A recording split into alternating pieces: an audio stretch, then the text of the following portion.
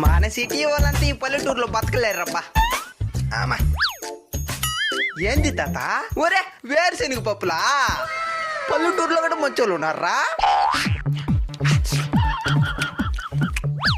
ఒరే ఇంకా ఉన్నది నీ దగ్గర?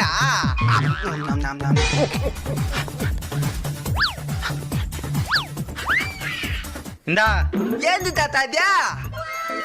ఓ ఇదే.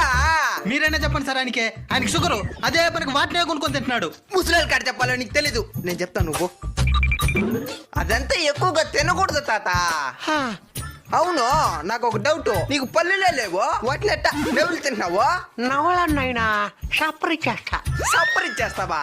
అయినా పప్పులు మిగిలిపోతుండా, వాటిని ఏం చేస్తావు? దానే కదా ఇంటి ముందు నుట్టి నిండా సప్పరిచ్చిన పప్పులు ఇచ్చేస్తావా?